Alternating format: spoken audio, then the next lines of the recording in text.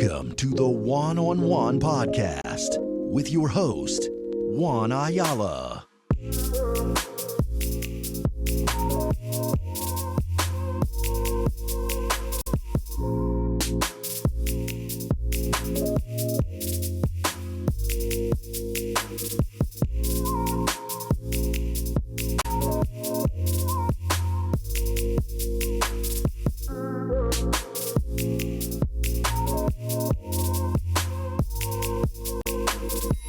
Welcome back.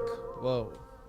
Happy Halloween. We are recording this on Halloween 10/31/24.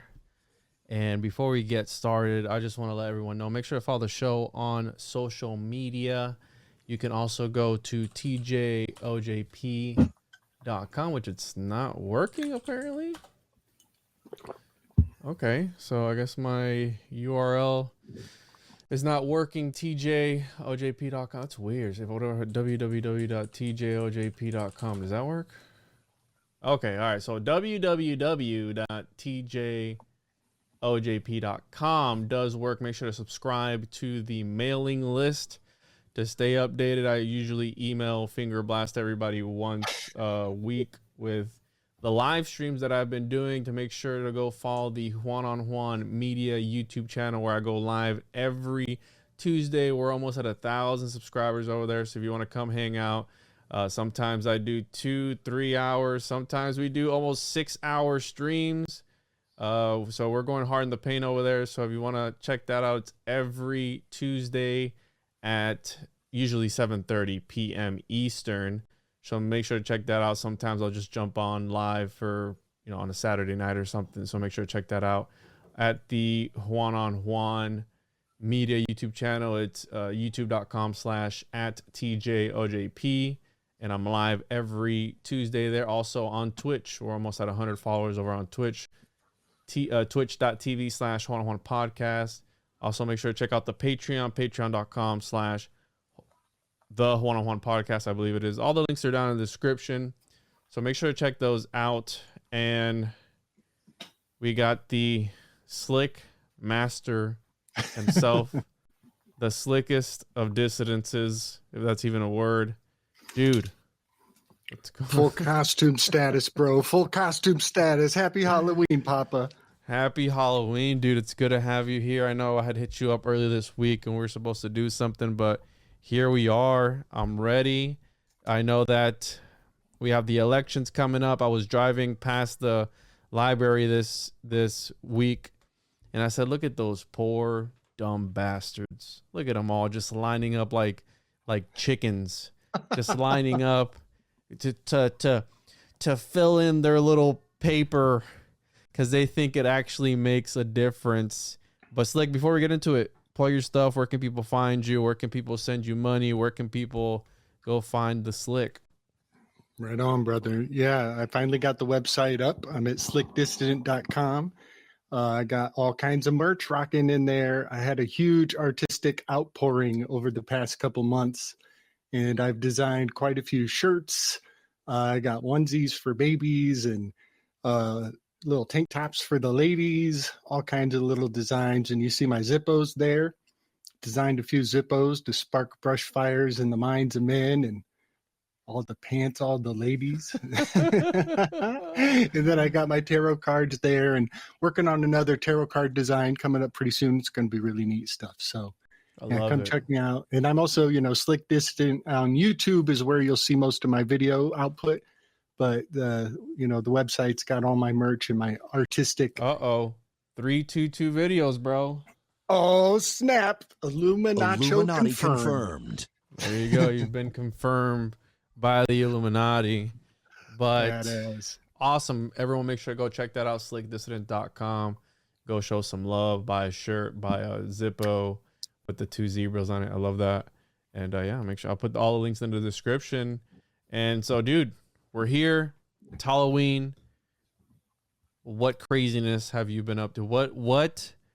Because I told you I've been railing hard on the schizos because I was kind of angry at people for talking about how the Illuminati was creating these hurricanes and sending them over to us and all that goodness. And so you're one of these kind of guys that'll take this modern day. I don't want to call you a schizo. I think that you deserve more respect than that because you go hard in the paint. But Yeah, what have you been conjuring up in the lab lately, Slick? Man, I did. I had a short spell after my creative outpouring of like slowing my roll, taking it easy. But then those hurricanes popped off, and they named those hurricanes. The titles they gave them were absolutely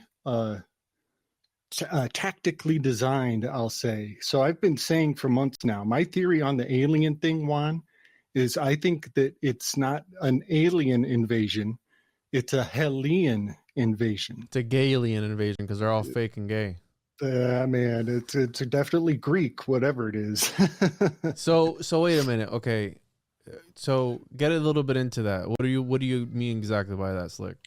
Yeah, buddy. So I've been studying the theater in depth, taking it to the roots, taking it all the way to the roots.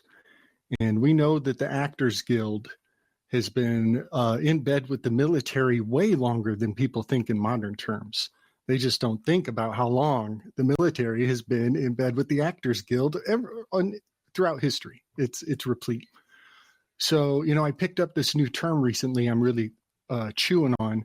They call them the avant-garde. You've heard that term, right? Avant-garde? Yeah. Well, guess what they used to call themselves? The vanguard. The vanguard is the old name for the avant-garde.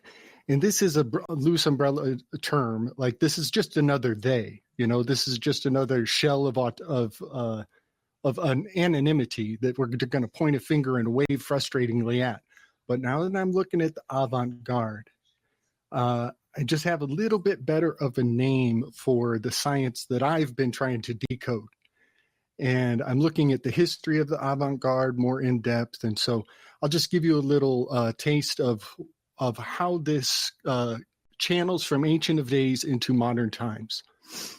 And essentially, there is a famous tragedian called Euripides. He's one of everybody's favorites to rip jokes on. And he was known for over-harnessing the chorus. And the chorus were kind of like stagehands. They were dressed in black, but they had free-floating masks. And their masks would articulate the emotion of the scene in a lot of ways. But the Euripides are called the chorus. And the chorus is just like stagehands in a play, but they are actually singing the internal dialogues of characters. Sometimes they're singing information that only the audience is supposed to know and the characters are not supposed to know about them. They're very, very important to the theatrical provenance. And this is the symbol. Just let me make sure everybody gets this. This is both the symbol for theater, but consider today how much the word Hollywood and the word Halloween go hand in hand. And this symbol right here, this mask, is the symbol that ties Halloween to Hollywood. And when you amalgamate the two words, you get kind of Holly weird, right?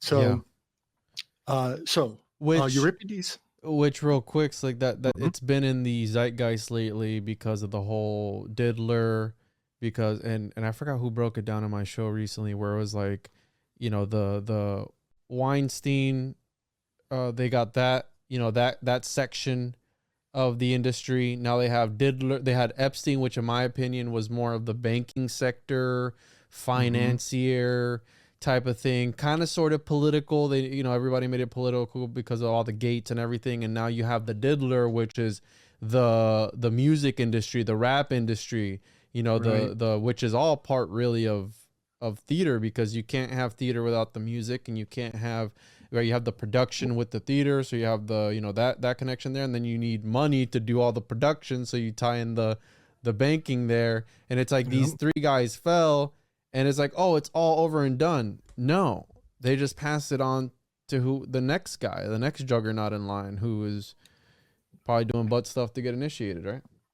Yeah, buddy. And let me kind of let me frame it up as one big spell. There's just like you said, the message here is that there's even classism amongst the elites. That even if you get to the upper, there's still another upper. And so like the Epstein is the higher and Puffy is the lower. I just want to deflate the whole thing, y'all. I call this the puff-free Epstiddy spell, the puff-free Epstiddy spell. And I really do believe I can put this all to rest, because this is replacement theory spellcraft. The white guy goes in, the white guy from the high class, he goes in and he magically disappears, and everybody is singing the song that he's not even dead. He floated into the mystic mist. And then we get Puff Daddy and people double down on that dude.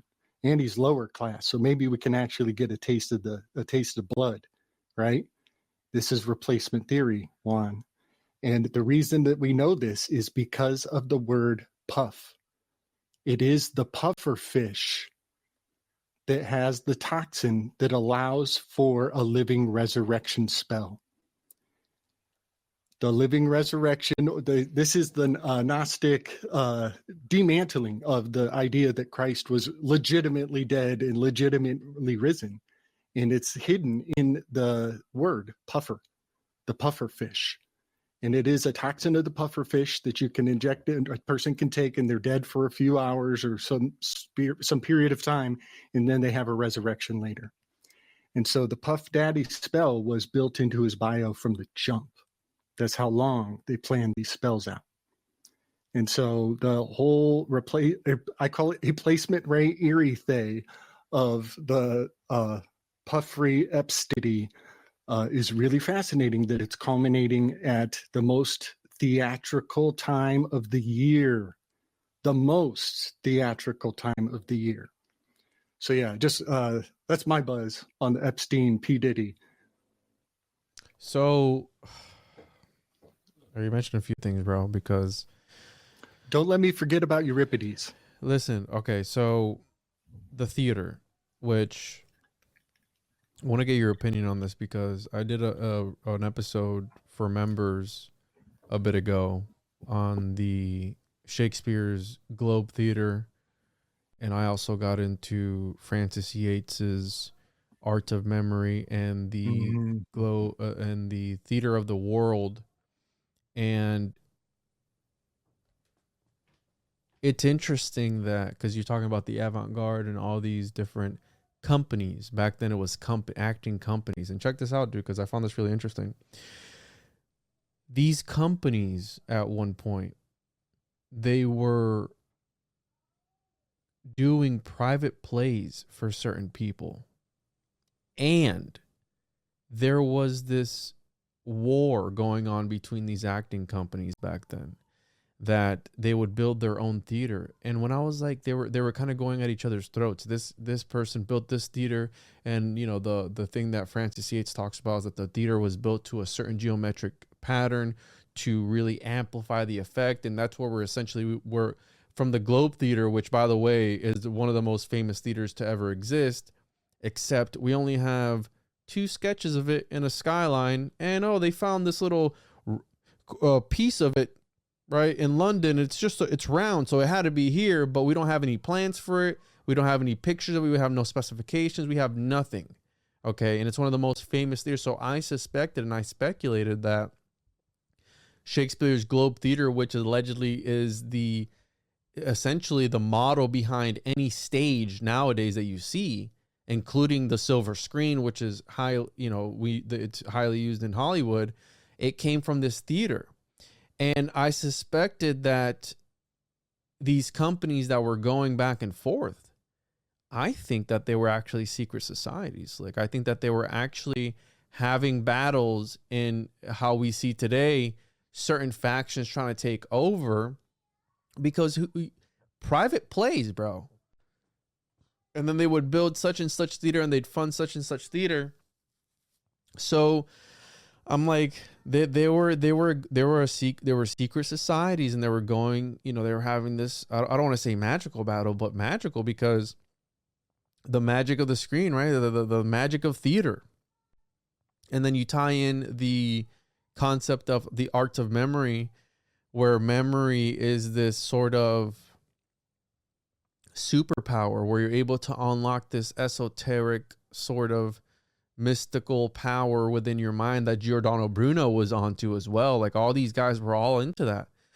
And so it's interesting that you're bringing this up now. And I looked deeply into that. And I speculated that Shakespeare's Globe Theater was actually an imaginal theater. It wasn't an actual place, but something where almost like a memory palace, right? But it's been projected into the mainstream history there, and it's been rebuilt, bro. They rebuilt a model of the original allegedly, but how can you build a model if you never had the specifications? So they're guessing what the specifications were, and they had a specialist, bro, who he was able to tell from the skyline sketch of the Globe Theater, because it was burned down, by the way. They burned it down, rebuilt it back up. He was able to come up with the specifications roughly, like this guy who specialized in optics and the way that the angle and all, bro, they came up with like a whole model, and they built one today. You can go today, but it's not the original. Okay. Whoa. And also, I believe it was not Robert Flood, one of these guys, one of these esoteric alchemist guys, who was using these theaters and these seals for the art of memory technique because they needed to be real places. But again, there's speculation as to which one he had visited. And again, I covered all this in the episode that I did for the members, the imaginal theaters, and I forgot what I called it. Anyways, I did an episode on it, and yeah, so you're bringing this up now. Yeah, buddy. And the replacement theory, I'm going to call this, the Diddy homunculus, right? Because they're that's essentially what it is, dude. Oh, yo, let me buzz on that real quick. I got to reinforce that Epstein goes in, disappears, and everybody's saying, oh, he got away. He's free. He pipered off into oblivion. And then Diddy gets the double whammy, right? I want to flip this onto George Floyd event and the visual effect of that sparking off a revolution and all those cops hoarding over him and snuffing him out. And I want you to take that visual and superimpose it onto Donald Trump in his ear castrated anointment. When all the cops surround him and he doesn't get snuffed out, he gets valorized. He gets lifted up and screams, fight, fight, fight. And it's a reenactment, but people won't see it because this is a white guy. How can it have it? It's a perfect anode cathode. So what happens to Floyd is inverted for Trump. What happens to Epstein is inverted for Puffy. Ain't that a fascinating correspondence? I don't know if you saw the very underwhelming interview he did with Joe Rogan, and when Rogan asked him to see the scar, and I think that there was a moment in Rogan's face, there's a clip of this, and I saw it on Twitter, where he realizes that it was probably fake and gay. Because to the utmost. I'm not a ballistic specialist. I'm not anything, but I'm pretty sure that when you get and mind you, let's use logic here for a second.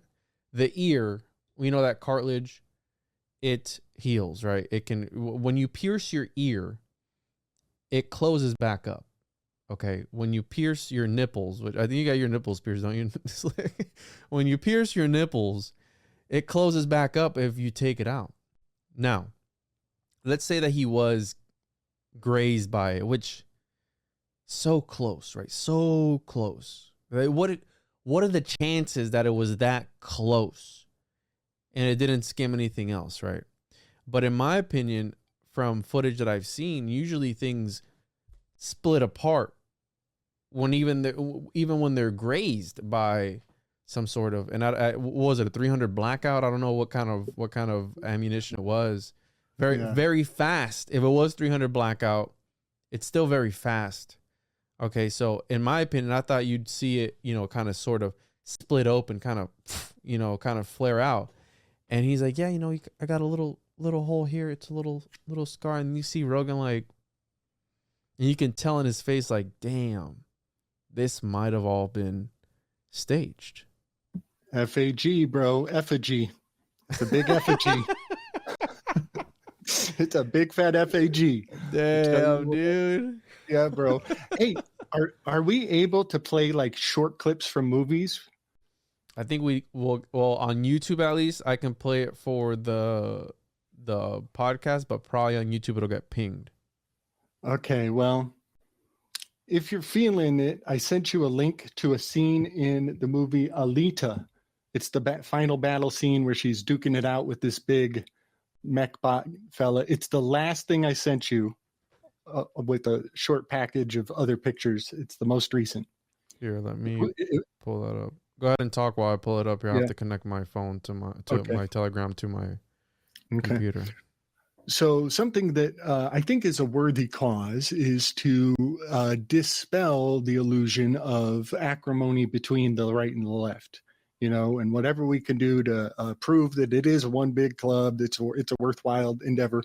You know, Harris, her father's name is Donald John. Her dad's name is Donald John Harris, and his specialty is exactly the kind of economics that old Chumpster is setting us up for more bank corruption.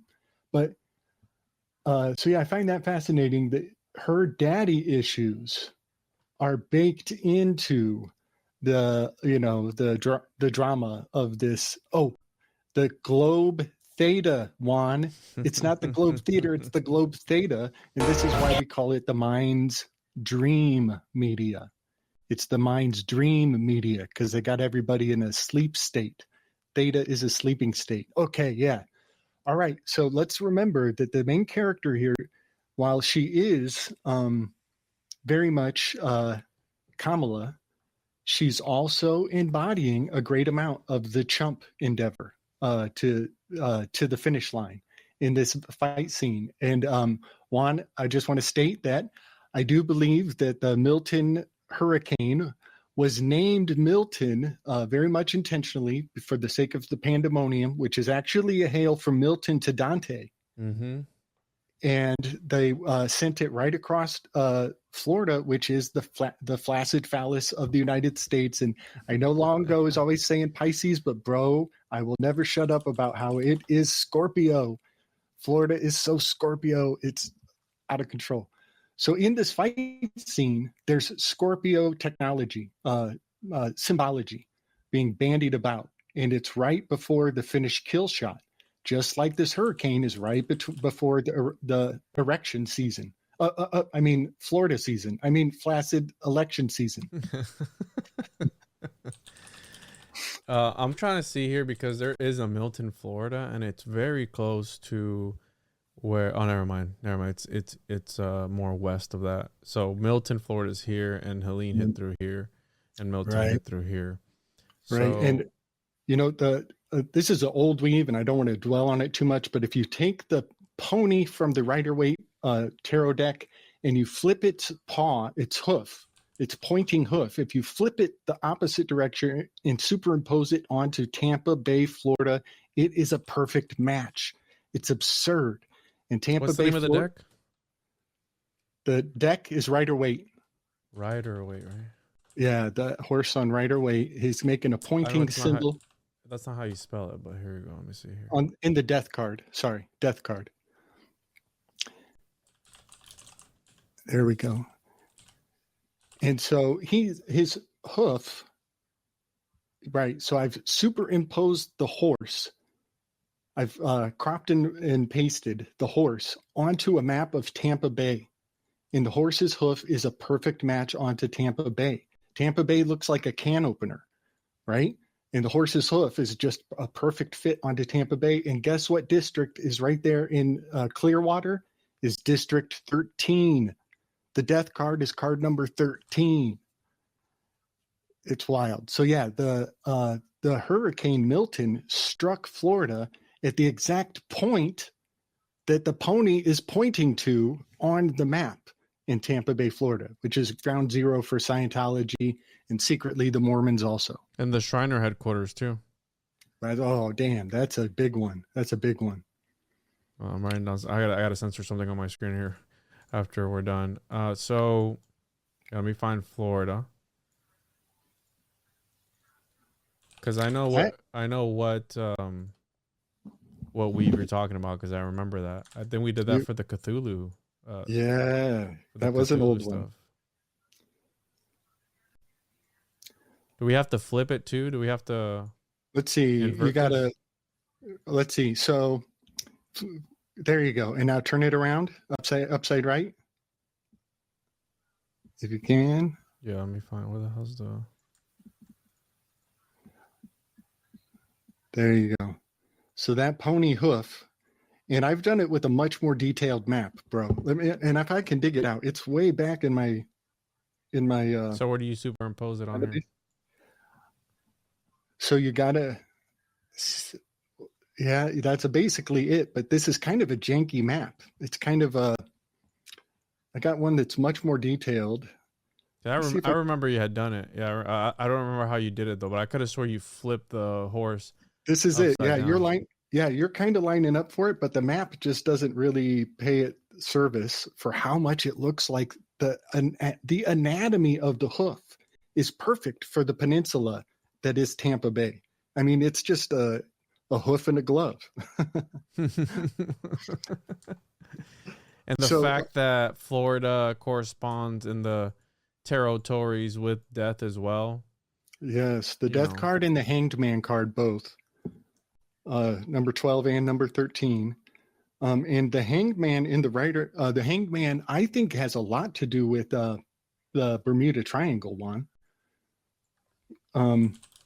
The Lucius Trust logo in the United Nations is this weird triangle. And when you map the triangle onto the Bermuda Triangle, it's the same triangle. But the hanged man, I think he is representing that that no man's land, that hanging on the Yggdrasil, that interdimensional portal, all of those things of what the hangman represents is in the limbo of what is the Bermuda Triangle. So what do you think was happening when these people were putting this deck together? Do you think that they were tapping into something much deeper? Were they looking into the future? What do you think was happening? Because it seems like every time we bring up tarot, it's almost like it's like a base code. Well, perhaps, and the fact that, right, because if we can, we're going down this rabbit hole of like, if you line things up enough, like the whole gematria thing, which I have a problem with. It's like, oh well, if it equal, gematria equals 36. Well, Helene also equaled 36. So does that make gematria, 4? Like, how does that work? You know what I'm saying? Like that, I can line all that up, and I mean the numbers check out, right? Like it what does that mean, right? Like, because usually when the gematria and stuff like that, people do it to where it benefits what they're saying, right? And then they never elaborate on it, right? They never like, oh well, it's 69. All right, so tell me what it means. What was it for? Like, so right. When we bring up the tarot, because we've talked extensively about the Crowley Thoth deck, and how that's encoded, right? Like how you're saying, like a base code. Do you think that is that part of the initiation? Are they revealing something of the mysteries in these cards, and only those people that see it are the ones that are going to know about it? And they want to, and because, right, let's say that they are using the tarot in a talismanic way, in a sympathetic, magical way, to tap into that source code, how you were saying. Because it seems like every time something happens, you're able to link it to some sort of tarot. I know we've done that painting with the purple and all that, right? So what do you think it was, bro? Were they tapping into something beyond their senses? And you mentioned earlier, because this ties in a little bit, you mentioned earlier about the hierarchy within the elites. And all this stuff that we're talking about, bro, it really makes me think of, Genuflect by Twyman. And that dude, that I got to reread that book. That book changed my life. Like that book changed. I can't stress it enough how much that book, when you read it, mind you, it's one of the darkest, dirtiest books that you could ever read. It's bad. Like it's bad in the sense of like it's dark. Like it goes everywhere. Use your imagination, it goes there. Like it's bad. Goes for broke. It goes for broke. And from knowing people who knew her, who were very close to her, she told them that was a channeled book. Right. And that was something. And when you look at, right, you're talking about the hierarchy, or the ones at the top, they're talking to supernatural entities, essentially, beyond the threshold. Maybe the dweller on the threshold. They're talking to them and getting their instructions from them to quite literally usher in the Ragnarok, apocalypse, NWO, you name it. And they're doing all this with, right, Shakespeare. Everyone has their entrances and their exits. Yes. And everyone is a character in this play, this cosmic play, right? The cosmic shot, as I like to call it. We're all just floating around, you know? Yeah, man. You know, we talk about sympathetic magics a lot, and some people recoil or aren't really sure what that means. It doesn't land for some people. But I think one of the best mundane articulations of sympathetic magics is in the Constitution. It's in number 1. It's your freedom of association. And when we associate with these stars on a stage, or somebody whose demographic resonates to yours, or they say one thing you agree with and now they're your hero, that is totally where the art craft of influence takes place. That's where the vanguard pulls the strings. And I was even looking, I found a definition today for influence, and it has to do with because a person conveys a sense of competency that it compels people to trust. If a person conveys an air of competency that it compels other people to trust them, that is the symbol of an influencer. And influence is sympathetic magics. It's getting people to do something without a receipt. There's no paper trail. And so it's in the clean hands of equity doctrine. Yeah, influence is profound. I'm just kind of rambling, but let me get back it's the rhetoric, and the rhetoric is the art of saying something without meaning anything, right? And boom, I can never do it as good as Slick, but hey, you nailed it. Champion status. Thank you, buddy. Yeah, man. Doesn't that look just like Tampa? So I want to bring Euripides back to the flow here real quick, because over on my channel, I go more in depth on this topic. But essentially, Euripides did something unique for the first time in theater. He took those guys in the masks, the chorus, and he took them off the stage, and he secretly slipped them into the crowd in the audience. And so now imagine you're going to a play, and all of a sudden the lines that you expect to be up on the stage are whispered by the guy next to you. And then and then some woman behind you, she answers his whisper. And then all of a sudden the audience is actually interfacing with the play, but they're sitting amongst you. What did Jesus say? I am amongst you. And so the chorus has been infused into the audience. And now I just want to take that dynamic of the avant-garde in his day, and I've compared it unto when the Medea went in bed with the military in Iraq, and they started scooting around in tanks and blowing up at night with the night vision goggles. Do you remember all the night vision pictures, Juan, from Iraq? No, I was too young when that was 2003, right? Like, okay. Well, in something about the Iraq shock and awe, it was packaged up in night vision green. We just saw an excessive amount of, this is progress in the war, packaged up in that night vision motif. I think we're going to see plenty more of it going forward. But it was a big thing for when the Medea went in bed with the military. And so something I've been weaving on lately, Juan, is the media showers. The media showers that are generally very green. They rain down from above, like some sort of green code in the Matrix. Right. Mm-hmm. And even the back of everybody's birth certificate, the letters from that organized document that is a living tissue or living collection of tissues that is a living document. That's it. A collection of tissues with the common purpose is a living document. And it is what they exchange for your placenta.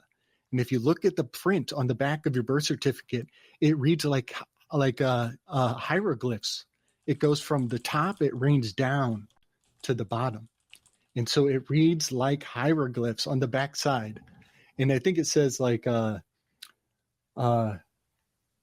vital records over and over and over. And it's strange that there's no pictures to the back side, you know? And I happen to know from some of this studying the sovereignty movement that the front side of paperwork, it should be public. You should be able to read it. It should all mean something to you. Like generally. this stuff here? Yep. But the back side is private. In the back, think of the back of your driver's license. It has 4 different ways that you cannot read it. Has a barcode, it has a magnetic strip, it has a bunch of numbers that say things that only Interpol has a clue what it means. So the back side is where all the coded private side stuff is. And sure enough, it looks like letters raining down from above. So I've been tracking the media showers, and I think this is a very unique astronomer's angle that I'm taking. And I actually have, I've pretty much focused on 20 major meteor showers. I've got them mapped out here when they start in time, but then it's asequential where they pop up in space. And I call this the cosmic whack-a-mole because 1 minute there's a meteor shower over in the east. Next minute there's the next sequence is way down south over on the west side of the sky. So yeah, this look what they say it is. It's because it's one's iron, one's oxygen, one's calcium. We have there's different. They're burning different things. So right. So magnesium. Let's see here. Is the green? That is pretty cool. If it's so, it's atomic number 12. Yeah. Magnesium. Great number. They say that this is the stone that Rhea fed to Kronos. Really? Yeah, she slipped a stone in so she could get away with Zeus, save her baby. They say that it was magnesium because magnets have magnetic quality. And so, of course, it would be a magical stone. Yeah, because it's interesting that in a lot of these grimoires that you read, the choice of stone of a magician is magnets. That's why I think that they're conjuring stuff up at CERN, because CERN has the largest magnet array anywhere in the world. And I think it's called Alice. Is what they call it. Largest magnet array CERN. It's called... Yeah, so the large at CERN, several large magnet arrays, including barytoroid, the Atlas detector, and the CMS detector. Right? Atlas Shrugged. We know all about that and that whole thing. Yes, and that's the name of the comet that's still blazing through, the Atlas Chuchin-chan comet. It just did a swipe around the sun. Really? Yeah, it's there it is. Yeah. Sounds like choo-choo train to me. Whoa. And the train in Esoterica, Juan, the train symbolizes the manias, like entrainment, right? We train people to go crazy with dog whistle words and things like that. This looks like a xenomorph, bro. Whoa, that's a trip. Looks like the xenomorph from Alien, right? Like which Alien Romulus. It really does. Is real big. Was real big because they had just redone the new movie. But so the train connection is an important one, especially when it comes to Florida, bro, because it was all the robber barons that established Florida, and there were all Henrys: Henry Flagler, Henry Plant, Henry Henry DeLand, Henry. There's a whole bunch of Henrys, and when you look back at to tie it into Old World Florida's research of Florida being the Atlantis in the original Garden of Eden, and Pluto is tied into there. Or not Pluto. Plato is tied into there. Sorry, I've been going to Disney a lot. Pluto. It's all good. They're more closely related than most of the world appreciates. So much more closely related. So the Henry connection. Henry means he who rules in a line, and it symbolizes a king. And allegedly during the Atlantean times, the king was a catalyst, was a life force of society, of the people, was an actual source of energy for the people. So you literally had all the Henrys that built the railroad tracks through old burial sites, through all of Florida. Florida was the last frontier, right? The guy, what the heck was that? I got a notification on and then that's me probably. Yeah, probably. Yeah, it is you. And the fact that the guy who they just sprinkled into the eye of Milton died on 3/3.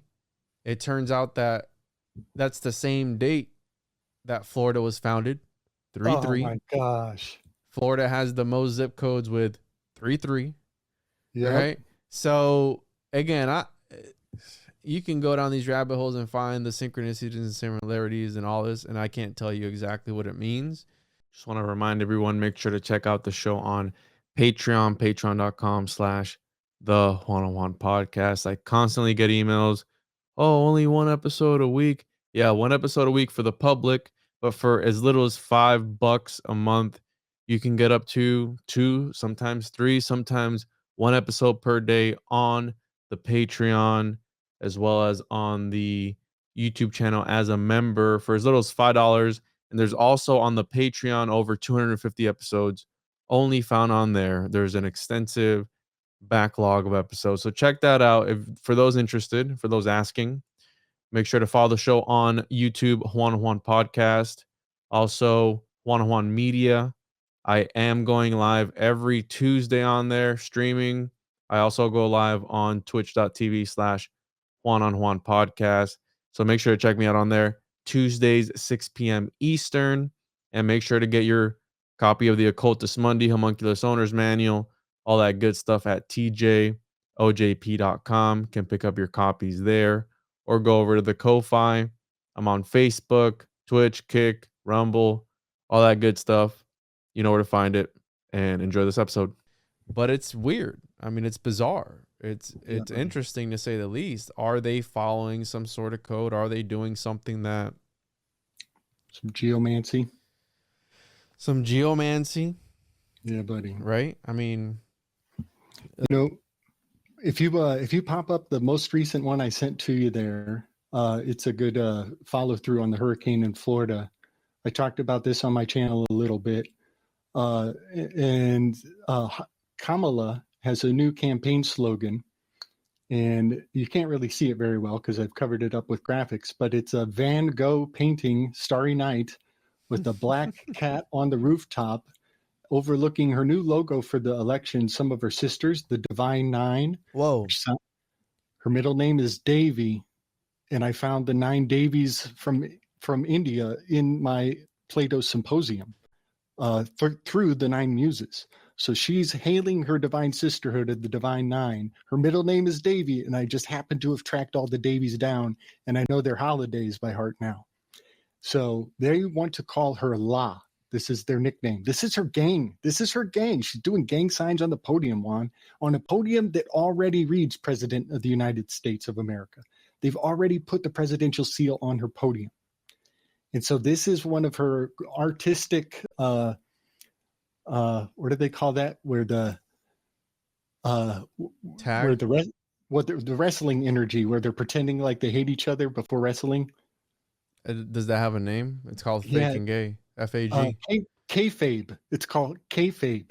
Is the faking gayness of wrestling. So this is her kayfabe T-shirt.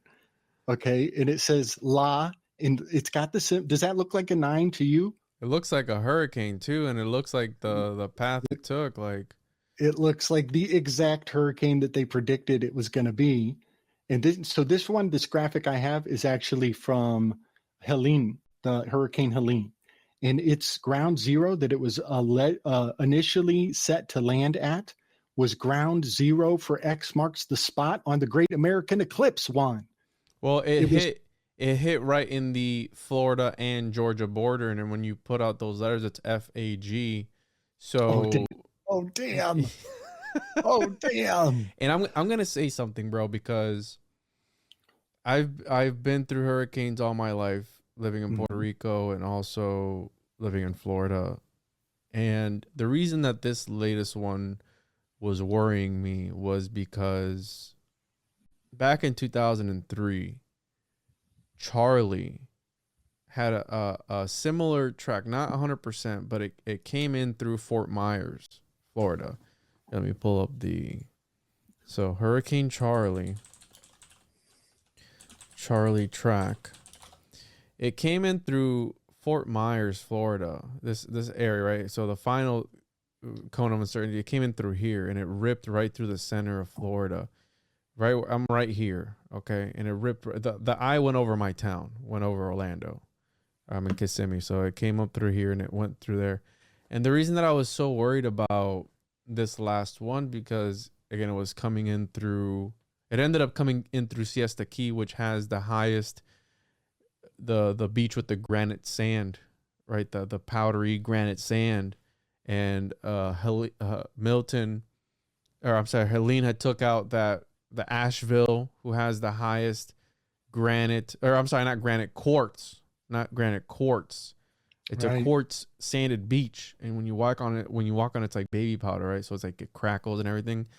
And they say that this sand comes down from the Appalachian and somehow settles in that one vortex there. Whoa, that's fascinating. I've had mediums telling me that there's a vortex there in that area of energy, and blah blah blah. It's a Stargate or something like that, right? Yada yada. And the reason that this latest one worried me was because when Charlie came through, it came in category 3 in Fort Myers. And when it passed over us, it was like category, I think some places say 2, other places say 1. This one was coming in allegedly at category 5. And right before it was going to hit, it was going to go down to 3. And Fort Myers, or Siesta Key, if you do the calculations, Tampa's a lot closer to Orlando than it is to Fort Myers, right? If you do how the crow flies, it's closer. Yeah. And so when it was coming in, I said, we're done for. Like, we're going to get tore up how we were in 2003. In 2003, bro, I missed school for a month. We were without power for like a month. It was really, really bad. So when this next one came through, I said it's gonna do damage. Now, it did a lot of damage where it hit. I'm not saying it didn't do damage, but Central Florida, I thought was gonna get a lot more damage than it did, and it barely did anything in Central Florida. Where it hit, it completely decimated, but it decimated a lot of areas because of the flooding, the storm surge. So it, washes in, picks everything up, and washes it back out. And there's people who lost everything. So I'm not saying it didn't do anything, but usually what wrecks the coasts is the storm surge from the storm. Yeah. But the wind, dude, did not do. And I want to say that maybe it wasn't as intense as they said it was, as they had predicted, because if in 2003 we had enter category 3, and by the time it got to us, it was 2 or 1, and I'm telling you, so like it decimated Central Florida. It was like a war zone. Power lines down, a tree fell on my house, windows busted out. It was bad. Like it was really bad. What year was it? 2003. So Iraq is going on and everything is going on too. And that year we had a ton of hurricanes. We had Francis, Ivan, We had a I think, no, that's 2008. We had a whole bunch of these hurricanes just hitting over and over again. Hurricanes, Florida, 2003. And I remember that every time that they would mention, so we had Charlie, Francis, Janine. One right after the other, dude. Boom, boom, boom, boom, boom. And this one came in right here. This is Charlie. Damn. Came in and it just ripped right through us. And so when this one was coming, I was like, damn. Like I was really worried, bro. You know, because now I'm a homeowner. Now I have a family. I got all this stuff going on, and I'm like, I got different properties that I manage. I go, it's gonna be a nightmare to deal with. And thank God it wasn't that bad. It wasn't as bad as I thought. So again, I don't know if they were overplaying it. And here's the thing, dude, because being part of Florida, a lot of people flex about staying back, right? You had people who were in the evacuation zones who stayed. People were telling them, you know, write your name on your arm so they can identify your body, right? Because people were staying in these evacuation zones where it was going to hit. My wife survived Hurricane Andrew, right? Her house was the only one standing. All the neighbors piled into her house. And Hurricane Andrew just lightly tapped and that hurricane set off the coding for all the building right after that, because they realized that what they were building was garbage. Yeah. So, and then when you look at the pictures of Hurricane Andrew, bro, Hurricane Andrew, it looks like they set off a bomb. You know, Is that the one that stalled out? I don't know if it stalled out, but I mean, check that out, dude. I mean, okay, let's say that these were all mobile homes, right? Most of them were mobile homes, okay? But come on. I mean, look at that. These are houses. Yeah. I got to point out that we're talking about hurricanes that have the names of royal family members in them. The future family members. Is there a Prince Andrew? Isn't there? And at that point, there was a Prince Charlie. Yeah. So the family names of the royal houses are whatever, getting peppered in between the lines.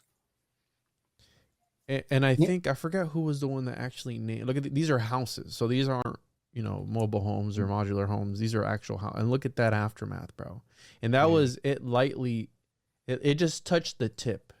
Hurricane Andrew just touched the tip. And this is the power of a hurricane. You know, so it just a little bit, boom. You know what's extra gay?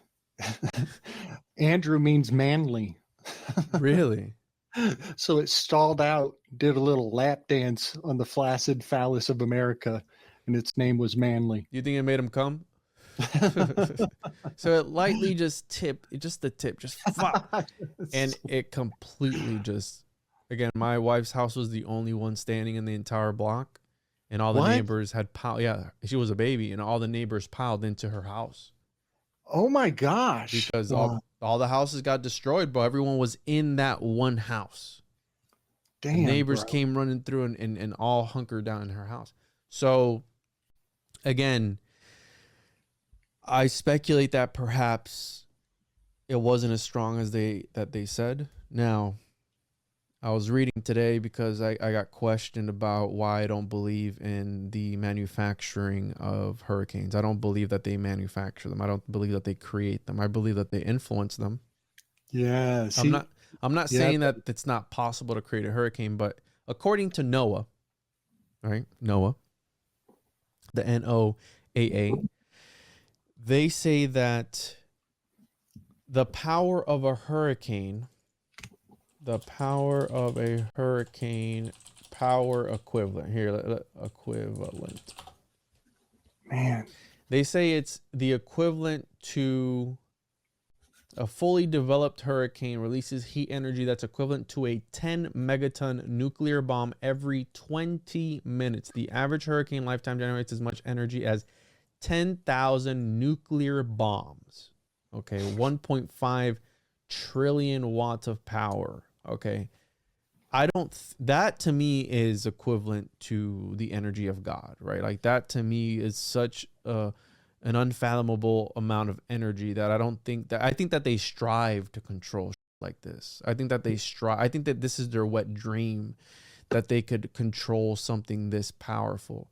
Now, could they be installing water heaters at the bottom of the ocean to warm the ocean up?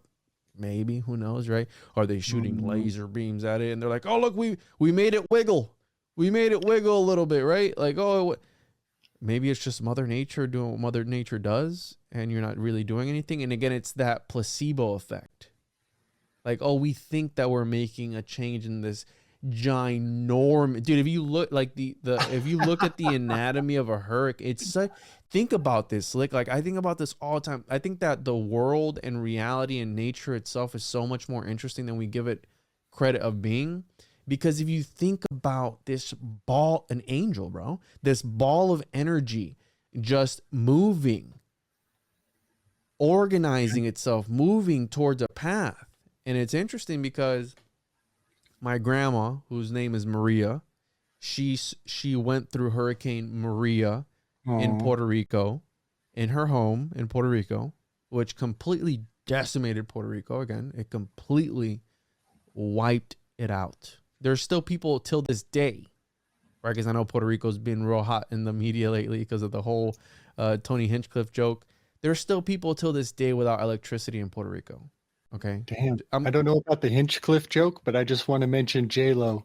She did her Puerto Rico halftime show where she had a little kid pop out of what looked like an American flag. She flipped the flag. It was a Puerto Rican flag. Really? Started singing Born in the U.S. Eh? Think you're born in the USA, or all the birth certificates stashed in Puerto Rico? Did all the birth certificates get blasted in the hurricane? I wonder. Uh-oh. So she survived Hurricane Maria in her house.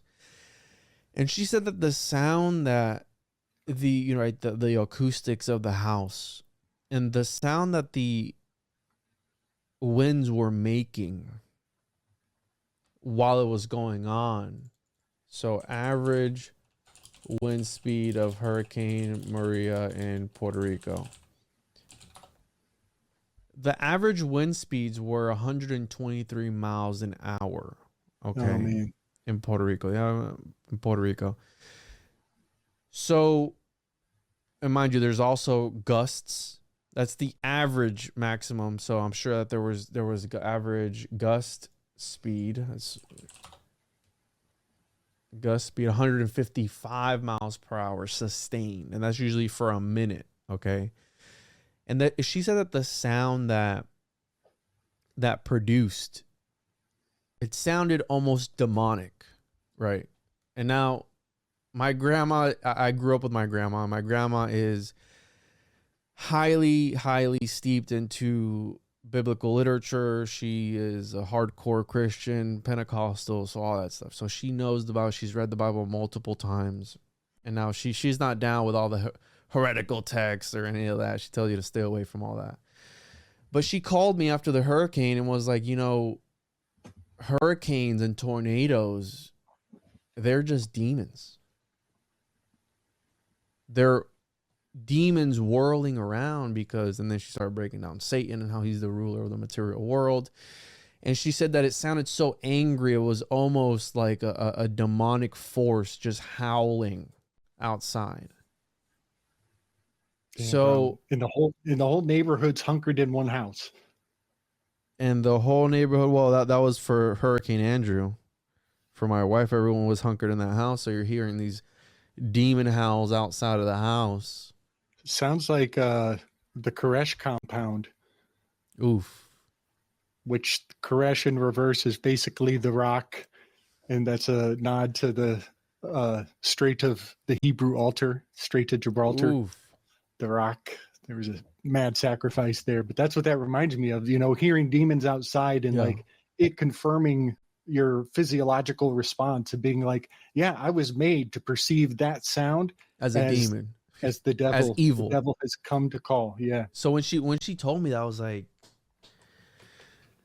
oh my God. I was like, can you, right? So I'm talking about hurricanes being angels and all that stuff. I'm like, could you imagine like that's what it is? Cause you can't comprehend. We don't know, we know why they're created, but Is there a reason why it only happens in a certain part of the area, right?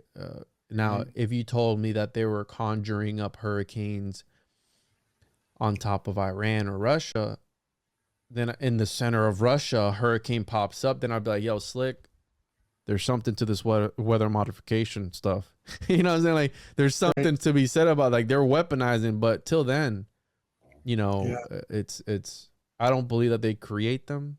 I believe that they think that they're influencing them. Yeah, man, this is an important conversation. I'm glad we're having it because it's fresh on everybody's mind. I want to invoke the spirit of Occam. Occam's razor is a fascinating maxim that brings a great amount of comfort to a lot of people, like a desperate degree of comfort to people, to summon Occam into the conversation so things can stay simple. But we are in a day and an age that Occam doesn't really have much place at the table. But here's the thing. Occam is the patriarch of parsimony. And Juan, I can sense that, you know, having conversations about this hurricane it's almost triggering because nobody seems to be speaking about it impeccably. You know, and we get it, like you were pulling up the average speed of the winds, and we're going to compare that one against this one, you know, and this parsimony, and this is actually the definition of parsimony, is being greedy over what details you subscribe to. You're being selfish. You're being a number 5 personality type and saying, I'm not going to buy into that. I'm keeping to myself. I'm not going to buy that. But I've been studying Occam's razor because of these catastrophes. And I agree with you, Juan. We cannot call them created. Ain't nobody creating these hurricanes. They happen on their own. Mm-hmm. But do you remember the most recent Sherlock Holmes in the way that Downey Jr. was fighting? Do you remember? I never saw that movie, dude. Okay, well, the most recent Sherlock Holmes, he's doing hand-to-hand combat, and he's slowing down time, and he's actually 3D scanning their body, and he's perceiving what joints and ligaments he can cause the littlest adjustments to cause their gigantic corpus to come falling down upon itself. And he's just making minor tweaks in these little ninja punches to bring the tendons to collapse. And so I do believe that they manipulate the F out of the weather. It's their main jam. I like what you said, though, Juan, about as soon as I see a hurricane popping up in the dry lands of the, you know, where hurricanes don't belong, then we can call it control. Then we can give it that level of control. But I think it's just safe to be parsimonious with our words and just say that it is manipulation. It is simply manipulation. And that leaves a sliding scale to what degree they're manipulating. But if you study this fight style of Downey Jr. here, by the way, Downey Jr. is on my radar because they're bringing him back as Dr. Doom. They're doing a resurrection, actor resurrection. He's going to pop back as Dr. Doom. But if you study his fighting style, that is exactly how you would manipulate a hurricane, with these little tweaks, and even feast or famine. You can do feast or famine to actually intensify a hurricane. You can starve out the area from expressing for a prolonged period so that the hurricane that does come on has a debt to make up for lost time. Can you go back to the Van Gogh painting with Harris? Because I can pick up on this weave. Okay. So Juan, I know you're going to dig this, buddy. Edward Kelly had his ears castrated. Donald Trump gets his ear castrated event, and then he goes and he picks his buddy John D. Vance. Come on, y'all. Oh, wow. JD. Yeah. Isn't it JD Vance? Yes, this is Edward Kelly. And, you know, Crowley thought he was reincarnated Edward Kelly. So now we got Crowley Trump. Now we got Edward Crowley Trump up on the stage. And then who is the most notorious ear castrated artist of all time? Van Gogh. Who painted this painting that Kamala Harris is writing on. And then what is the category of the hurricane? Right? There's a category here. And then one thing I was kind of buzzing on earlier in this weave is that originally Helene was scheduled to land exactly at the X marks the spot of the Great American Eclipse. Between the two eclipse paths, it makes an X exactly on Carbondale, Illinois is Buckminster Fuller's hometown. Whoa. He's born in Carbondale, Illinois, where the Great American Eclipse popped off and where this Hellion invasion was originally supposed to land. It X marks the spot on the American Eclipse. And guess where it ended up? It ended up just up the road from where Oliver Anthony sang his song about the rich man north of Richmond. And everybody got their heartstrings pulled when he sang that song. Everybody across the aisles, everybody's heartstrings were pulled. He's talking about Richmond north of Richmond. And it's a year later that the hurricane lands right where he was singing, right in the spot where he was singing. And a month before, there was a rogue shooter in that area. They had a guy named, I think it's Jacob Couch. I might be wrong, but he was a rogue shooter. He was popping shots on cars, and the police were doing manhunts for weeks. And we don't know what happened to that guy. So yeah, a lot of trauma happened right all there in North Carolina. And by the way, this is the full card in my territories map, where Hurricane Helena landed around North Carolina. It's basically a full card and the justice card, or in Thoth deck, it's the adjustment card. And I do find it interesting that, right, they produce the most quartz in that area, and that's tied to semiconductors. And I think there was a place near there too with one of the largest lithium deposits available or something like that, right? And right. And they already had plans lined up to strong arm them out of that territory. And when just as the hurricane came on, and it's like, okay, they're going to go through with the lithium moves. Yeah. Arkansas has a huge lithium boondoggle pops off, and it almost makes them look like assholes for destroying these people in North Carolina for their lithium, because there was plenty where it didn't need to kill anybody in Arkansas, which is the tower card. Because a lot of people will say, oh, it's a land grab. They want to do 15-minute cities. But I guess that because they said it was going to hit Tampa, which Tampa hasn't had a hurricane in a direct hit over 100 years. So I guess that the Indian mound magic is more powerful than Harp, because it ended up going south to the other quartz-filled beach, right, Siesta Key, which actually... not Paranoid American, Old World Florida and we had done a stream shortly before, a couple of days before the hurricane had hit, and he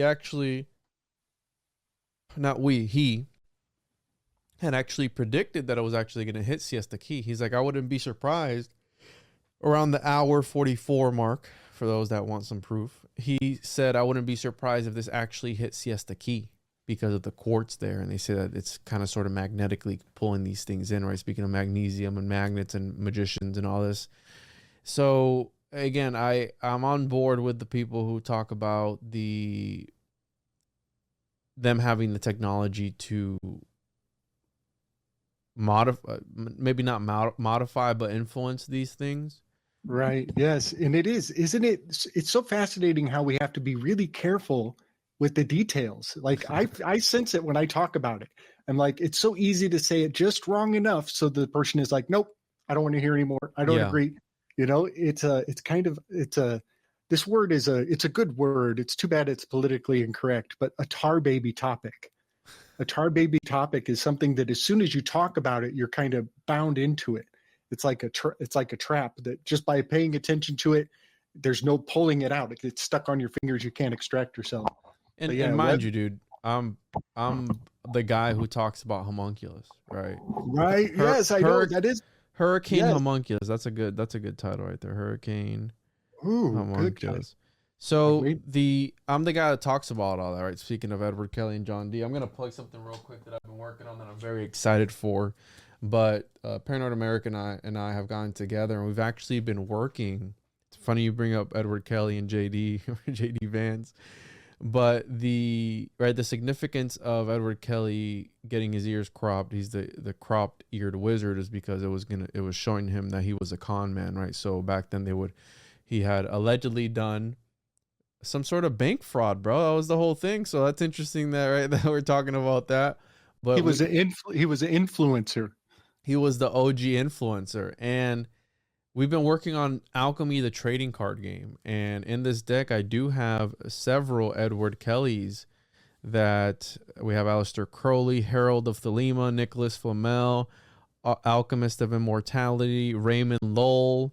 We have Edward Kelly, Alchemist of Angelic Visions, and we're coming together with putting together a card game. We were just playtesting, and I will be posting a video of that playtest for members on YouTube and Patreon, patreon.com/the101podcast. And we're going to be putting out a game very soon. We're in the playtest phase. We're going through the theming and everything, but essentially you're going to be able to play as your favorite alchemist or occultist, trying to achieve the magnum opus. So we got some mechanics in it that hopefully make it easy for people to just pick it up and play, using occult and esoteric terms and all the stuff that we know and love. I was using fermented homunculus blood today to try and kick Thomas's ass. Unfortunately, I couldn't. But yeah, I'm very excited for this project, and I think it's going to be sick. So just keep an eye out for that. We're going to be doing a Kickstarter campaign for it, and hopefully it does well. And people, even if they don't play it, they collect it or do something, because it's going to have very sick art. And I'm just super excited for it, dude. Do you got a Philippus Theophrastus Bombastus von Hohenheim up in there? Yeah, of course, bro. Of course, we got all the greatest hits, bro. We got Crowley, we got Helena Blavatsky, we got them all. We got Caterina Sforza. Did I say it right? Philippus Areolus Theophrastus Bombastus Areolus. Yeah. That's my Philippus Areolus Theophrastus Bombastus von Hohenheim. So yeah, we have him in there. And so we're still playing around with it, but it should be out soon. So just keep an eye out for that. And again, sign up for the email list, www.tjojp.com to check that out and sign up for the mailing list. But yeah, so it's interesting that all these things are coming up. And literally, bro, I was thinking about, I was throwing the trash out, and for some reason, this topic was on my mind, the whole weather modification stuff. And then I was like, I think that, right, we all say Occam's razor, which is it's the most logical explanation that describes this, right? And there's also other razors too. There's other Occams. There's a few different ones. And I was like, Occam's razor is almost like the Mandela effect, but the Mandela effect is for, right? The Mandela effect is the equivalent of Occam's razor, but for people, right? And not, again, I don't say that in a mean way of like, oh, mentally, but like people who are, if you're being a then you're, and because it seems like that, right? Like maybe you, right? Because we're talking about source code and them changing things up and using this tarot symbolism to influence reality in some sort of way, even if they're not. Because I'm one of the biggest skeptics you'll ever meet, Slick. And the reason I study these topics is because I want to learn the truth. Are we ever going to find the truth? Probably not, because people till this day are still arguing about the legitimacy of Jesus Christ. Right? There's people who are still arguing about that till this day. Okay? So if the likelihood of us finding the truth with a capital T, whatever that is probably very slim. Right. But the reason I don't like Occam's razor or the Mandela effect is because why something so irrelevant? I remember the cornucopia. Dude. I remember that. But is that, and in the Matrix movie, he's like, oh, it's a black cat. And it's like, oh, I've had deja vu. So I know that they changed the source. Maybe. Yeah. But even those directors, Slick, right? Speaking of Hollyweird, they couldn't overcome the simulation. Right. They let the simulacra syndicate parasite barrel through their skulls. And they gave in. Yeah, buddy. So how are we supposed to take anything that they say truthfully anymore? I think that your reputation goes down the drain. You fell for the whole thing, bro. Right. You get what I'm saying? Like, how can we take you seriously anymore? Mm-hmm. Those, the brothers are kind of embodied into the albino twins in the movie. Did you ever notice that? The dreadlock? The weird freaking demon guys. The Dreadlock Brethren. They're very much correspondent to the directors, but then beyond that, they're also correspondent to Jabulon and Jebulon, the two magi of the Pharaoh. I think I said their names wrong. I'm sure I said them wrong.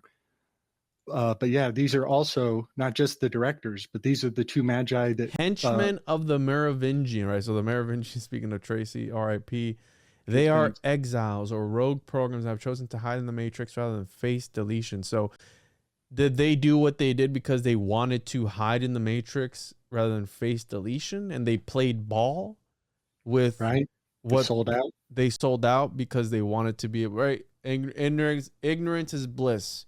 Give me the steak. I know it's fake and gay, but it tastes so good. And I think that a lot of people live like that. And sometimes I find myself black pilled, bro. Like I'll be going down that, right? I know you're dressed up as a Nietzsche. I've been leaning a lot nihilistic. I think the fake and gay movement is very nihilistic. But you know what, dude? Dude, Nietzsche made that phrase up. You owe Nietzsche $5 for every time you said it. The which one? Fake and gay. Oh. And I think he was talking about space when he said it. I think he was talking about it's space, fake and gay. Straight up. You know that I can make a meme about anything, right? Anything. And memes, I do participate in mimetic magic. I consider myself a mimetic magician. I've said this before. And I can make a meme about anything. And it never performs as good as the fake and gay meme, bro. The fake and gay meme. It's the way of the future. Draws people in, dude. I'll post a regular meme. It'll get 100 likes. I post a fake and gay meme. It'll get 1,000 likes. It's catching on, I guess. The Nietzschean spirit, it's taken off. Bro, you know what? I'm having an epiphany right now on this screen. I can't believe we navigated into this. Okay, so these two twins who we're thinking are the directors, how many directors does it take? You know, they succumb to dread. White dreadlocks are called pastas. A white dreadlock is a pasta, so these guys are imposters. Okay, I want to read the formula for Occam's razor, Juan. We're going to do some theurgic works right here on the show. Do it. This is the Latin translation. People kind of make this overcomplicated. The most simplified derivative is entities must not be multiplied beyond necessity. Oof. Let's look at these twins, these entities that are multiplied beyond necessity. That phrase is so alchemical. And like I said, I've been chewing on it very proactively. I'm going to send you. They also did V for Vendetta too by Alan Moore, which we know Alan Moore is a magician as well. His name is an anagram for Rome Alone. And Home Alone, right? And Trump was in that. Or no, Rome Alone, or excuse me.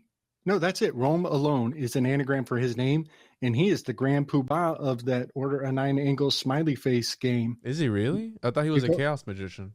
Oh yeah, well, they're all the guys doing the dirty work are hailing to him. I'm not saying he's getting his hands dirty. I'm saying this is the grand influencer of the ONA and the smiley face killers. You know, the Watchmen opening scene is on Crowley's birthday. It's the first thing printed in that book is Crowley's birthday in Watchmen. Can you pull up the most recent I sent you? Because I want to buzz on this. Entities need not multiply beyond necessity. All right. I want to buzz on this for a second. This is Fama. She is the goddess of infamy and fame. And even your family name is how people can track you down and find out who you are. So Fama is a very fascinating phonetic. And she is known for increasing rumors. Some people would just simplify it and say she's the goddess of rumors. But if you look closely at her epithet, it is she who initiates and furthers communication. Sometimes they just call her she who multiplies information. And she is depicted here putting a wreath on Sir Francis Bacon in the British Royal Society, British Scientific Royal Society. That's her with her horn, putting a wreath, giving him his laurels. Check out his finger. He's showing the gun. He's shogun. He's keeping control of what is canon. He's controlling what is canonized.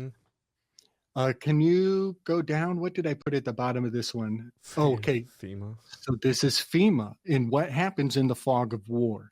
What is one of the most, the boondoggle of the theatrical guild, the Actors Guild, is to multiply the rumors. And what is the fastest way to get famous in a disaster, Juan? Is to become a victim of the disaster. So when a hurricane comes through, it's an opportunity to get up on the stage and say, woe is me. And maybe somebody will give you a jump starter and maybe they'll get some money. This is all boondoggle for everybody. Everybody's in on it together. So the fame of fama and the multiplication and the drama of it all is really something. Now keep in mind, let's just consider fame or fama, this goddess, consider her, she who multiplies. Like think of how FEMA wants to get all the donations sent to them, and they're going to over-assess the job they have to do so that they can skim off the top and do the bare minimum work. So they're going to over-exaggerate the fame and the impact of the disaster. Well, I kind of have a conflict of interest because I work for FEMA. So no way. Yeah, I do. I do work for them. We're doing storm cleanup right now as we speak. Oh, bro, this is amazing. This is amazing. Okay. Well, I'm going to send you one more because we're going to plug FEMA. We're going to take Occam's razor and we're going to run it through the multiplication of she who increases, multiplied, and we're going to go beyond necessity. What is necessity in law? The doctrine of necessity is the bedrock of habeas corpus. Magna Carta. It's the bedrock of the Magna Carta. The doctrine of necessity is a notoricon for Don. And Don in the mafioso industry has always been who controls necessity in your local district. The Don is basically the Italian word for king. And the king is who controls necessity. So we're going to take Occam's razor and we're going to look at how entities, ideas, theories, concepts, explanations, what is most viable to explain what our eyes are seeing. And they get multiplied by the disaster, by FEMA, way beyond the doctrine of necessity. Don Trump. And so all of these aspects of these egregores are actually, I believe, we are torturing Occam. We are putting Occam on the rack of Exion. We're putting Occam on the rack of Exion, and we're torturing him quite sophisticatedly, I would say. Because everybody is going to fight over the parsimony, over how are we going to talk about these disasters? And are we going to shut down your channel if you don't talk about these disasters in a way that is safe for people going forward? I think that it was a bad idea, people talking about it, that these meteorologists were receiving death threats, like if they were magicians, right? Meteorological magicians, right? That they're conjuring up these storms and everything. But look at this. Check this out, bro. The maxim on which the doctrine is based originated in the writings of the medieval something there, Henry de Bracton, and similar justifications. This kind of extra legal action have been advanced by more recent legal authorities, including William Blackstone. You got the Black Rock there. You nailed it. I'm so glad you picked that out, dude. That's a fine detail for you to pick out. Yeah, has been more finely tuned, advanced, right, by the Black Rock, which is the Rupus nigra that I've talked about before. That you know who else was one of the first people to learn about that? Who's that? John D. Yeah, buddy. Yeah, bingo. JD.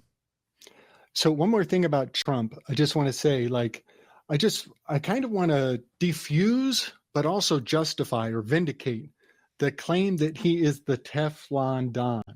Like, that is just so stupid. It's so silly. Comparing him to Superman is the lamest but it's how it was put out for us. It's not that I'm interpreting or projecting. This is how it has been served up. Wasn't there an NFT where he was ripping up his thing and he was a Superman? Totally. Yeah, he's all about the Superman. He's definitely rocking the chariot card. The Overman, the Ubermensch. The Uberman, the Nietzschean Ubermensch. Which you know who worshipped Nietzsche? Do you know who worshipped Nietzsche and his doctrines? Crowley. No. He's a saint in Thelema. Dude, that's what I'm seeing. Dude, I'm doing Crowley's artwork, but I'm studying it through a Nietzschean lens, and I get the best juice. You can't get juice like you get on Slick's channel, y'all. Between Nietzsche and Crowley, I'm like I'm in the zeitgeist like nobody else. I'm deep, man. I'm balls deep. Slick. You're slicking. Yeah, buddy. So let me just kind of justify Don as a superhero, because the definition of emergency powers is extraordinary action by administrative authority to restore safety and order. That's basically the definition of a superhero. And so the emergency powers are a one-to-one to the Nietzschean Overman, the Nietzschean Ubermensch. So yeah, these are just some of the things that I realize it's not just coincidence that it's reinforced into a complete structure. It's a complete spell. There's no gaps in the weave here. So yeah, I'll always consider DON to be a nod and a wink on the inside baseball to essentially an eternal future of emergency powers. That's what Donald Trump represents. Hot take, but I'm going to say it. I don't think Trump's going to win. I don't think he's going to win. I saw that during the Grand Prix or something like that, they had put up Kamala winning, I think Pennsylvania or something like that. They're burning ballot boxes, and I think that, because I was talking to my wife about the people that I saw outside lined up like cattle to punch a hole in the little paper and get their little sticker with the sigil on it that says I voted, almost like it makes a difference. And I'm like, we're in 2024. You can open up a bank account online. You can apply for a line of credit online at any given moment. But yet we still have to go in person or mail in your ballot to cast your vote. And I told her that, and she goes, yeah. She's probably a bigger conspiracy theorist than I am. She's like, yeah, they do that so they can mess with it. And I was like, do you think so? Like, you really think so? And that's why, like, the last time I voted, I'll be honest, I voted for Obama back. Yep. The second time. That was the first time and last time I ever did vote, because I don't believe in it. Right. But, I was talking to somebody about this today. I'm like, couldn't they do something on the blockchain to make it more secure? Because now they're going to have a bunch of dead people, right? They're necromancers. They're going to have a bunch of dead people sending in their vote and all this stuff that never, fake people that never existed. And let's say that they do count them, and I don't think they do. I don't think they do anything with that. I think that it's all back into the theater, right? The evolution of the theater, and everyone's playing their part. And I feel for the people who are still stuck in the left, right, red, blue paradigm. Like, I feel for you, because you're like, you need to break free from that, because, right, we're talking about all these things and trying to expose what everyone has known, right? Everyone knew about the diddler for a long time, but nobody ever said anything. And when it came out, everyone's so shocked. It's like, what's it going to take for everyone to come together and be like, the system's rigged. It's been rigged since the beginning, and we have to do something about it. And like, what's it going to take? Because it's going to be, again, another 4 years of the same right? Another 4 years of the same and people are going to, the presidential debate, and I'm going to say another thing. I think that the mental decline of Trump is getting to be on par of that of Biden's. And the reason I say that is because on the Rogan interview, he was repeating himself over, and he talked in circles. Dude, did you hear him use the term weave? No, I turned it off after an hour, and so I didn't finish it. It was nothing. It was definitely nothing special. But they kept both of them were using the term weave. Really? Now, No yeah, spiders walk. No spiders come here, right?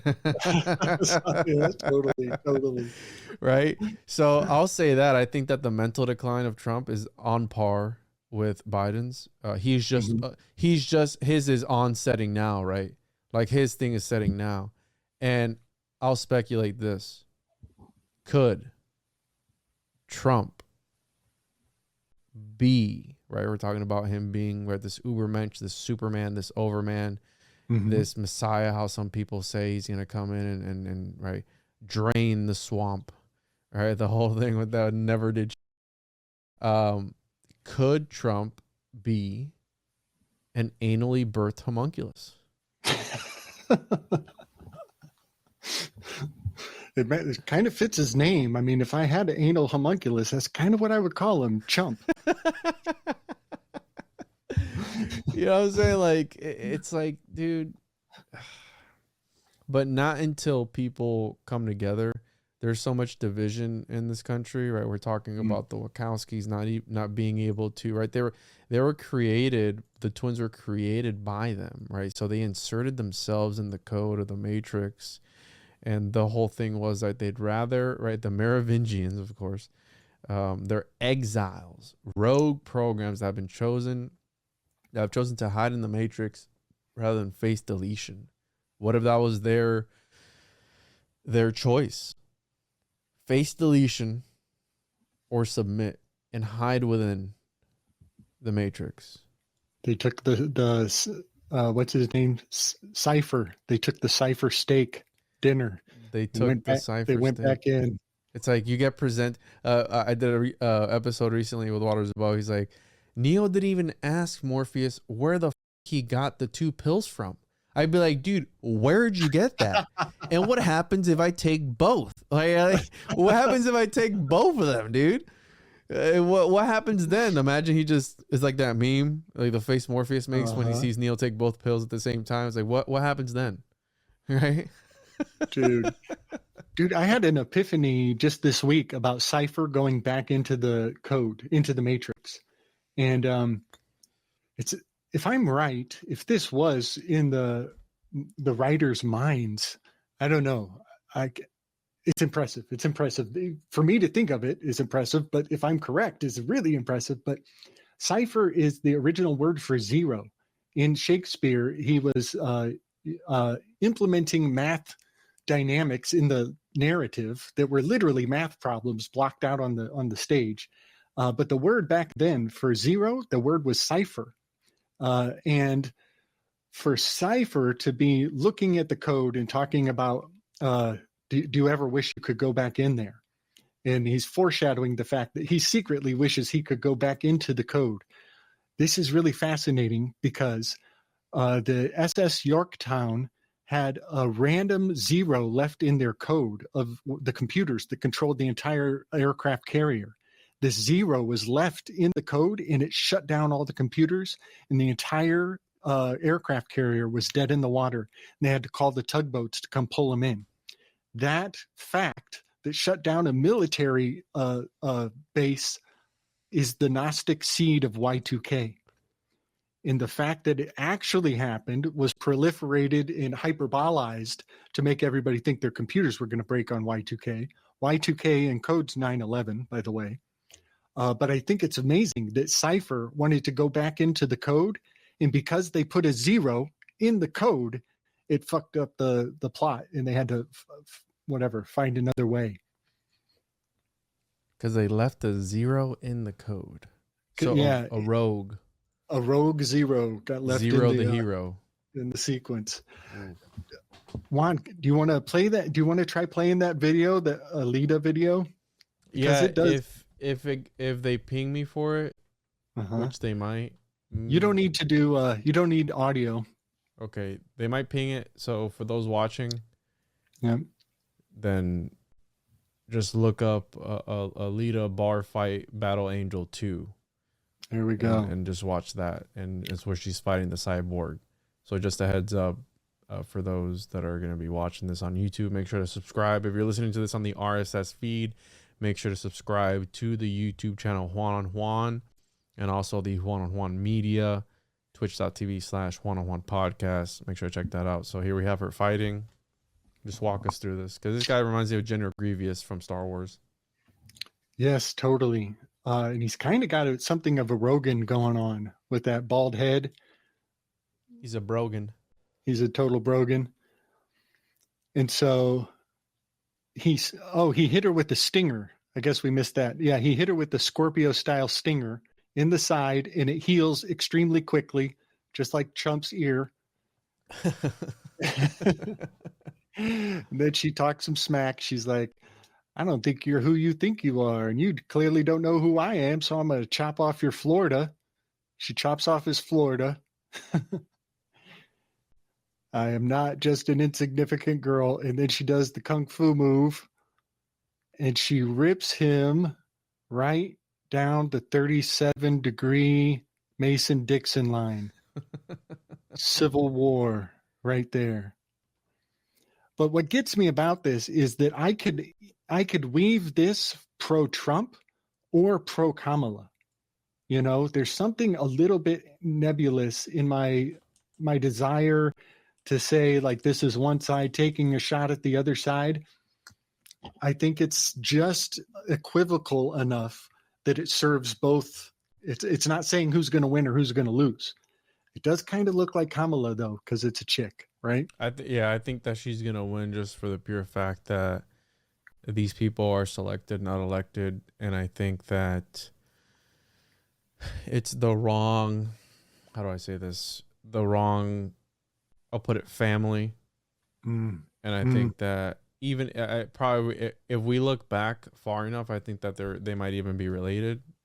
And this goes back to the whole, right, the archetypal battle of brothers, and, you know, this whole thing of facing off against each other. And if you go back far enough in the lineage of presidents, they're all related to one guy, right? The Plantagenets, right? I forget his name, but you and I have talked about it before. I think they called him the Magician or something like that. Oh, well, no, that's there's one exception. That they're not related to. They called him like the magical one or something like that. Yes, Van Buren is nicknamed the Little Magician, and he's the only one on the list who you kind of got to bend the rules and go through his matriarchal line. And if you bend the rules for him, he's in the club too. They're all Plantagenets. This dude was a homunculus, 5'6", bro, but trim and erect. Martin. Oh my goodness! No, they didn't. Yeah. While the country was prosperous, when the Little Magician was, why did they call him why was he called? Because of his skillful political maneuvering and smaller physical. Bro, what? Because he's the head they drink out of. He is one of their skulls that they drink out of. That's why he's the Little Magician. He's about this tall now. Bro. Yeah, buddy. This is so wild, man. Like, I can't even. And Sly Fox. They call him the Sly Fox. Yikes. Ooh, there's a remember the 5th of November nod. Yeah, and what does the fox say, right? I mean, that's the whole thing. So, listen, Slick, what else do you want to add before we get out of here, bro? Because this has been a wild ride. I'm physically exhausted from this. It feels like we're being drained giving our Lucia over to this. Yeah, buddy. Well, I got 2 more weaves, and I can be real quick about them. One is for you. This is a personal share for you specifically. In the Telegram, it's the graphic that has the Virgin Mary on it. She's carrying baby Jesus. And this one is really fascinating, but it's not a very strong fact. This is very... I'm aware that this is, I would need 5 or 6 more really solid facts to build this case out. But it is a fascinating truth that it was during one of the last Nicene creeds, one of the later Nicene creeds, the Council of Ephesus. It took place on a very auspicious date. It was on January, I think 20th. And It's basically the ultimate, one of the most recent of the Christian treaties of the Nicene Creed. Took place on this date. And it is fascinating to me because that happens to be the date of a meteor shower, Juan. It's the Eta Carinid meteor showers. If you roll down a little more, I think that you should have a great interest in this little body in the heavens, because this is the home of the Homunculus Nebula. No, dude. So the day that the Nicene Creed is No. finalized for all of history, there is a meteor shower coming out of the Homunculus Nebula. But guess what, Juan? The Homunculus Nebula is pregnant. There's a baby homunculus inside of it. There's no way, dude. There's no way that. And it was commemorated on the day that the Christians put the final seal on the Nicene Creed. Oh, and by the way, Nicene Creed is almost an anagram for the constellation it's coming out of. The Carinid Eta meteor showers is almost, I could almost make Nicene Creed out of those letters. I'd have a couple left over probably. There's no way. So the Eta Carnides meteor shower, where did it originate from? There's no way that it came from the homunculus. So it says it originates from the debris trail of Halley's Comet. Right. But every year at the same time, it is, imagine that there's a homunculus on a black stage. And every year it lights up on the same days with a light show. It's like blasting you it's spraying down upon you with its gnosis. And it happens every year to commemorate the Nicene Creed. Oh, and the constellation that it's inside of, Carinid, is the keel of the Argos, the ship in the sky. Oh my God! Hold on. So this is wild. Pull this up here real quick. So the Homunculus Nebula, it is a real thing, by the way, people, is a bipolar emission reflection nebula surrounding the massive star system Edna Carinae. Is that dog? Does that mean dog? Carinae? Maybe it might be, but it's the hull of a boat, a hull of a ship. Keel. It's the underbelly. Yeah. Is what it is, where this homunculus with a homunculus inside is located. Within is a smaller little homunculus, and within that shell of shock material from Stellar has been called the baby homunculus. Oh my God. Okay, now remember, this is the bottom of the ship. It's the underbelly of the craft. Juan, pull up the last one I sent you in the telly. This baby homunculus is inside the belly, underneath, on the underbelly of a big spaceship in the sky.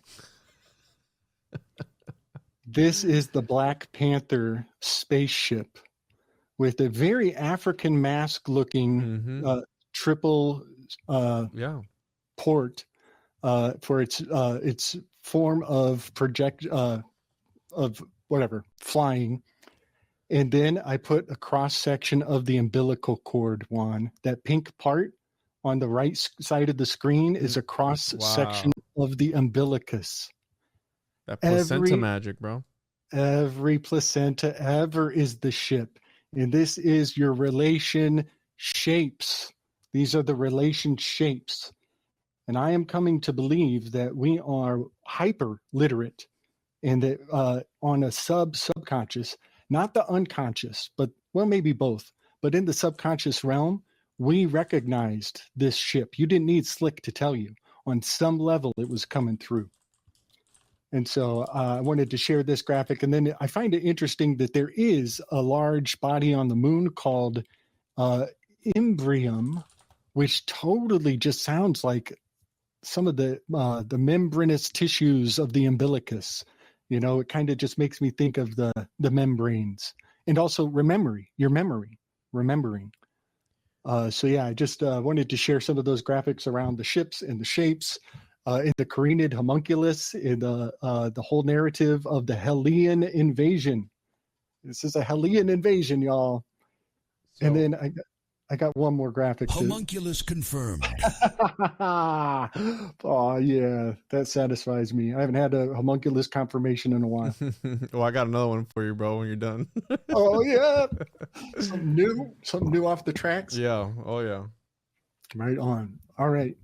So my last weave that I would love to share, particularly in the spirit of Halloween, this is something I've been cooking on for almost 2 years. And I just put this together while I was waiting for us to do the show tonight. So this is a special custom job for my homie Juan. These are the 9 Tragedian. And I might have sent the wrong one. I might have sent the wrong one. Let me see something. By the way, those listening, there is a Discord and a Telegram. Links in the description if you want to join that. We have people in here usually talking about various things. So if you want to join that, make sure to check it out. We have here t.me/TJOJP, and the Discord invite is in the description. I gotta have to blur out your phone number here, Slick, because now you came up. Oh, that handsome bugger. Yeah, I'm gonna censor that because I don't want people calling you. Good call. Good call. So yes, this Kuji-in is 9 ninjutsu hand mudras. And people who are really familiar with your esoterica, you will notice that the 3x3 magical square of Saturn yields a 9-section tic-tac-toe, you could say.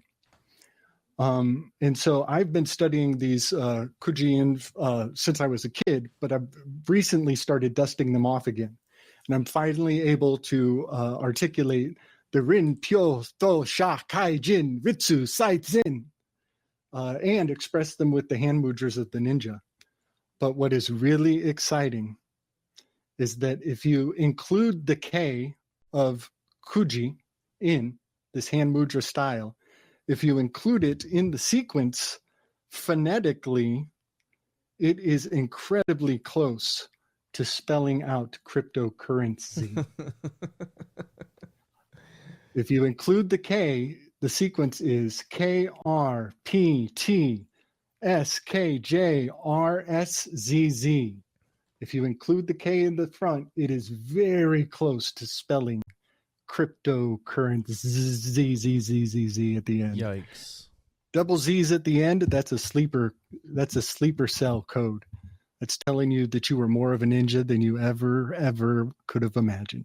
You will submit and you will like it, and it's the NWO. Here's the last one, bro. So we got the homunculus and Eta Carne are assumed to be at approximately the same distance as Trumpler 16. Trumpler 16! Boop, boop, boop, boop. Tower card, y'all. What year did Trump win the first presidential election?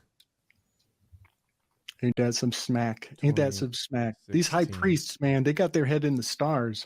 We're lucky to have a damn clue. Trumpler. Oh, man. He can't make this up. But anyways.